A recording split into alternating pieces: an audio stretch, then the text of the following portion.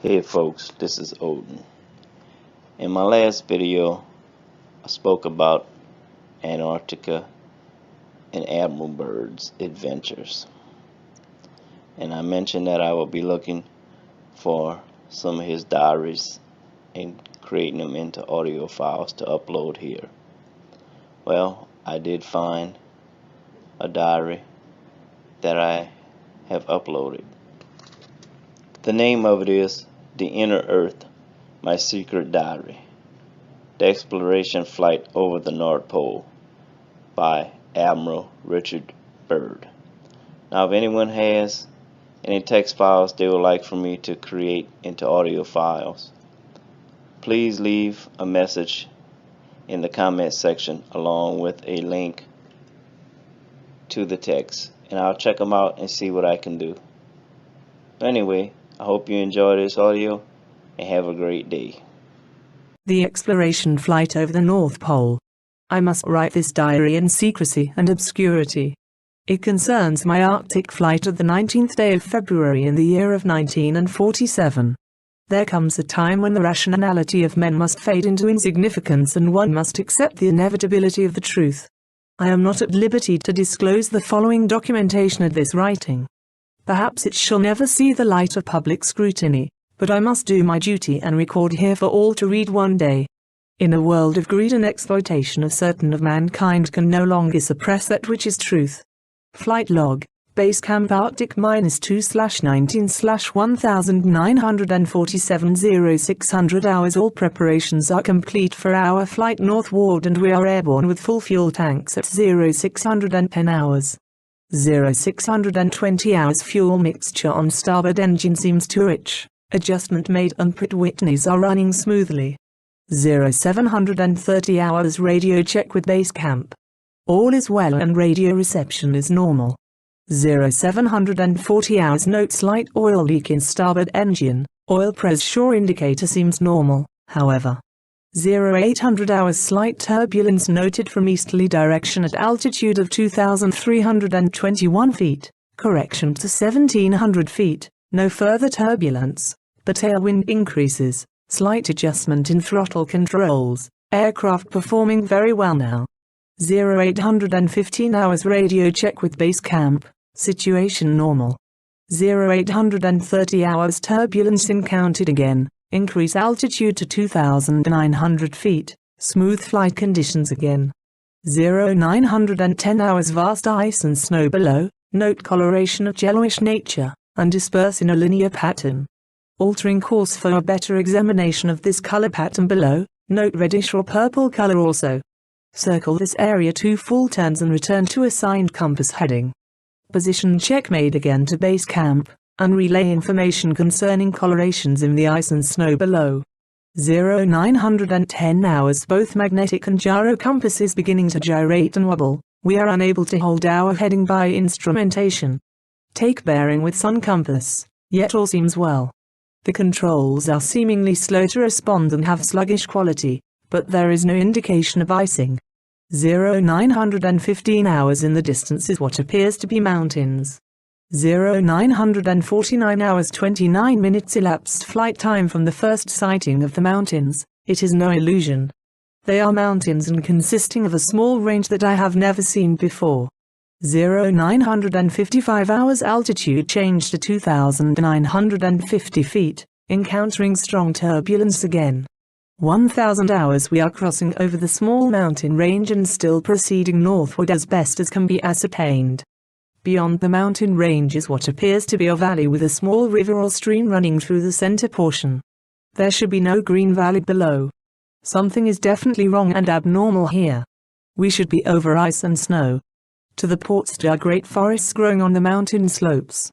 Our navigation instruments are still spinning. The gyroscope is oscillating back and forth. 1005 hours. I alter altitude to 1400 feet and execute a sharp left turn to better examine the valley below.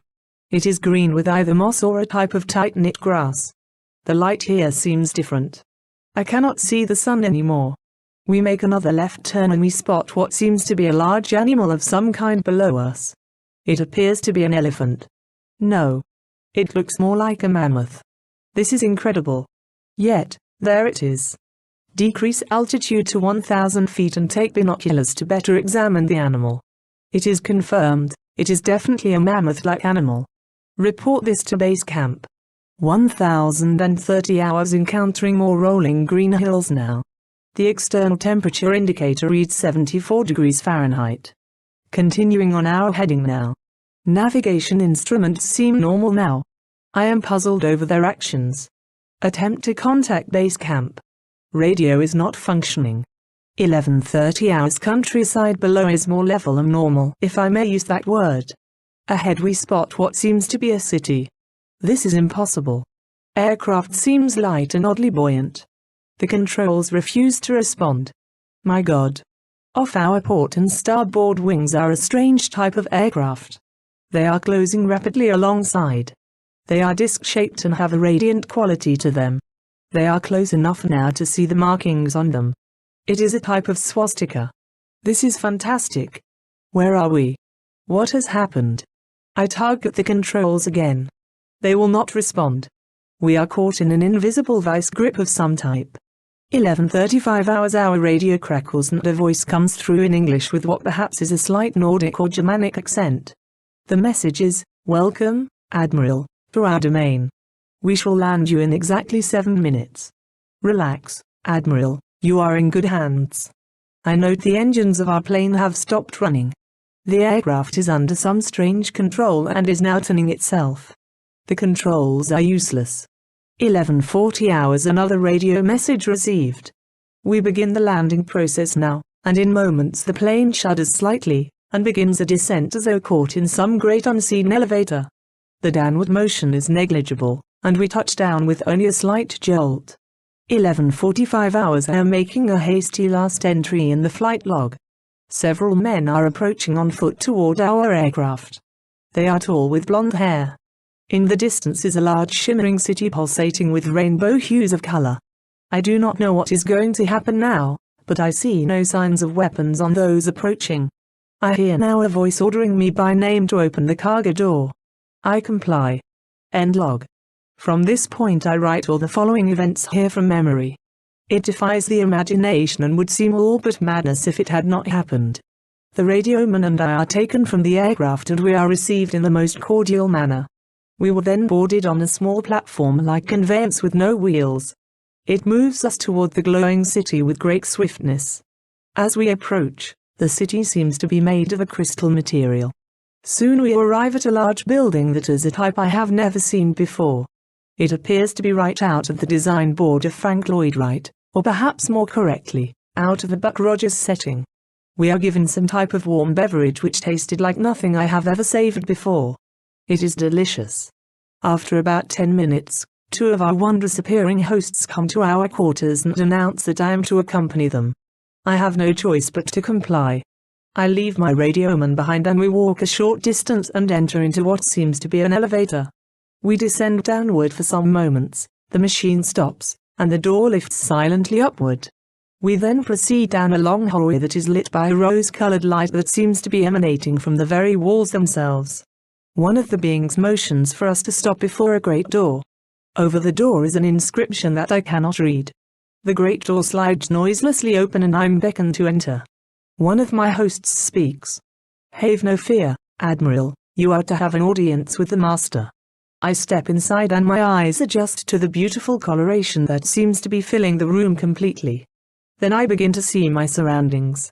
What greeted my eyes is the most beautiful sight of my entire existence. It is in fact too beautiful and wondrous to describe. It is exquisite and delicate. I do not think there exists a human term that can describe it in any detail with justice. My thoughts are interrupted in a cordial manner by a warm rich voice of melodious quality. "I bid you welcome to our domain, Admiral." I see a man with delicate features and with the etching of years upon his face. He is seated at a long table. He motions me to sit down in one of the chairs. After I am seated, he places his fingertips together and smiles. He speaks softly again, and conveys the following: "We have let you enter here because you are of noble character and well known on the surface world, Admiral." Surface world, I half gasp under my breath. Single quote yes. The master replies with a smile, You are in the domain of the Ariani, the inner world of the Earth. We shall not long delay your mission, and you will be safely escorted back to the surface and for a distance beyond. But now, Admiral, I shall tell you why you have been summoned here. Our interest rightly begins just after your race exploded the first atomic bombs over Hiroshima and Nagasaki, Japan. It was at that alarming time we sent our flying machines, the Flagell raids, to your surface world to investigate what your race had done. That is, of course, past history now, my dear Admiral, but I must continue on. You see, we have never interfered before in your race's wars and barbarity, but now we must, for you have learned to tamper with a certain power that is not for man, namely, that of atomic energy. Our emissaries have already delivered messages to the powers of your world, and yet they do not heed. Now you have been chosen to be witness here that our world does exist. You see, our culture and science is many thousands of years beyond your race, Admiral. I interrupted, but what does this have to do with me, sir? The master's eyes seemed to penetrate deeply into my mind, and after studying me for a few moments he replied, your race has now reached the point of no return, for there are those among you who would destroy your very world rather than relinquish their power as they know it. I nodded, and the master continued, in 1945 and afterward, we tried to contact your race, but our efforts were met with hostility, our Flagell raids were fired upon. Yes, even pursued with malice and animosity by your fighter planes. So, now, I say to you, my son, there is a great storm gathering in your world, a black fury that will not spend itself for many years.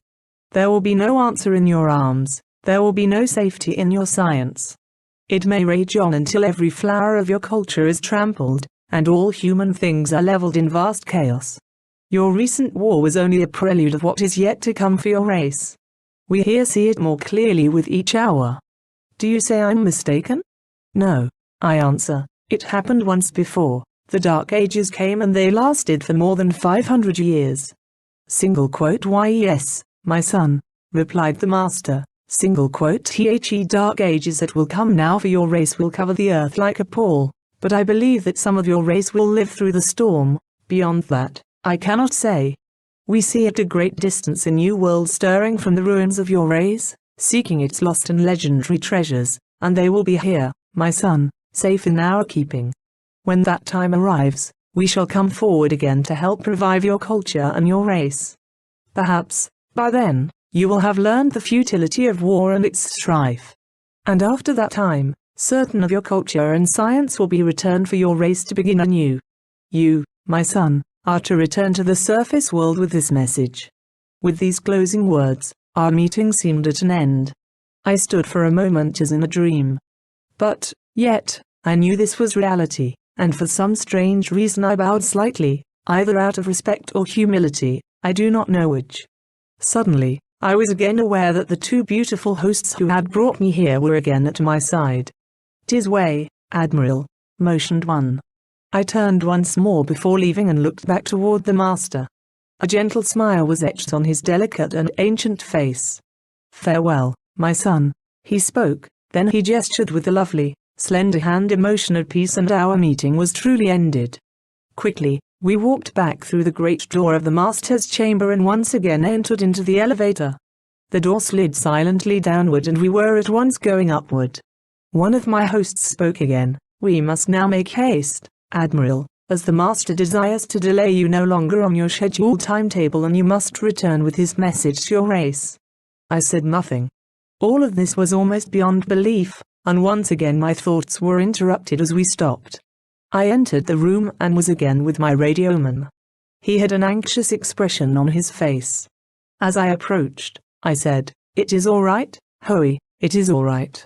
The two beings motioned us toward the awaiting conveyance. We boarded, and soon arrived back at the aircraft. The engines were idling and we boarded immediately. The whole atmosphere seemed charged now with a certain air of urgency. After the cargo door was closed, the aircraft was immediately lifted by that unseen force until we reached an altitude of 2,700 feet. Two of the aircraft were alongside for some distance, guiding us on our return way. I must state here, the airspeed indicator registered no reading, yet we were moving along at a very rapid rate. 215 hours, A radio message comes through.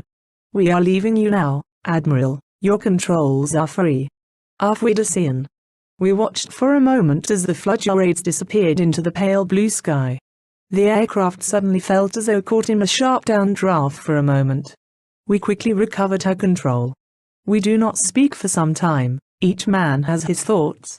Entry in flight log continues. 220 hours we are again over vast areas of ice and snow, and approximately 27 minutes from base camp. We radio them, they respond. We report all conditions normal. Normal. Base camp expresses relief at our re-established contact. 300 hours we land smoothly at base camp. I have a mission. End log entries. March the 11th, 1947. I have just attended a staff meeting at the Pentagon. I have stated fully my discovery and the message from the Master. All is duly recorded. The President has been advised. I am now detained for several hours, 6 hours, 39 minutes, to be exact. I'm interviewed intently by top security forces and the medical team. It was an ordeal. I am placed under strict control via the national security provisions of this United States of America. I am ordered to remain silent in regard to all that I have learned, on the behalf of humanity. Incredible! I'm reminded that I am a military man and I must obey orders. The 30th of December 1956, final entry. These last few years elapsed since 1947 have not been kind. I now make my final entry in this singular diary. In closing, I must state that I have faithfully kept this matter secret as directed all these years. It has been completely against my values of moral right. Now, I seem to sense the long night coming on and this secret will not die with me, but as all truth shall, it will triumph and so it shall. This can be the only hope for mankind. I have seen the truth and it has quickened my spirit and has set me free. I have done my duty toward the monstrous military-industrial complex. Now, the long night begins to approach, but there shall be no end. Just as the long night of the Arctic ends, the brilliant sunshine of truth shall come again. And those who are of darkness shall fall in its light. For I have seen that land beyond the pole, that center of the great unknown. Admiral Richard E. Byrd, United States Navy, the 24th of December 1956.